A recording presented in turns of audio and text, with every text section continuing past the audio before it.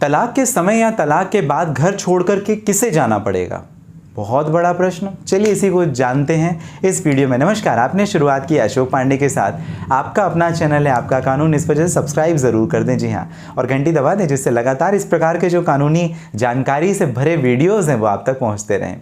तलाक के समय या तलाक का जो केस है जब आपका कोर्ट में जाता है तो उस समय किसे घर छोड़ करके बाहर जाना पड़ेगा, इस प्रश्न को जानने की कोशिश करेंगे।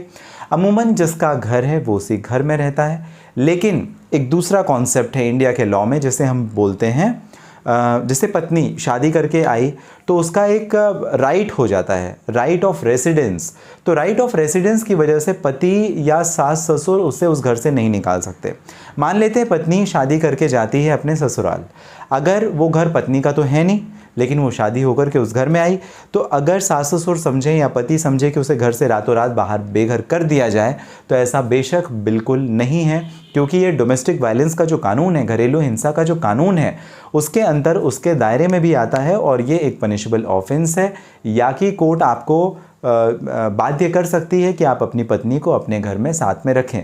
इस अधिकार को कहते हैं राइट टू रेसिडेंस।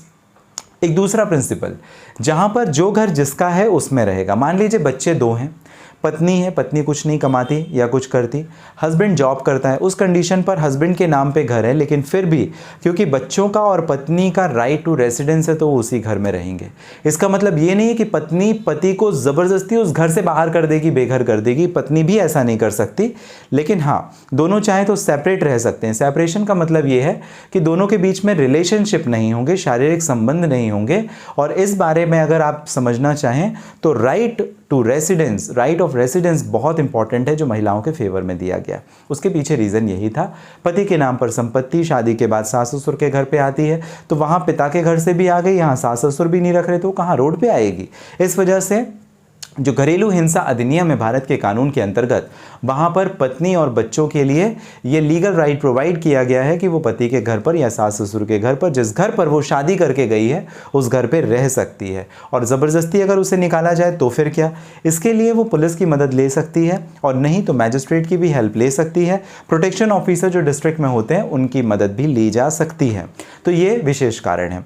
इस बात का मतलब ये नहीं निकालना चाहिए कि घर नाम पे नहीं है महिला के, उसके बावजूद उसे घर से बाहर करने का, अपने पति को ही बाहर घर से निकाल देने या सास ससुर को घर से बाहर निकाल देने का अधिकार है, ऐसा बेशक कहीं पर प्रावधानित नहीं है।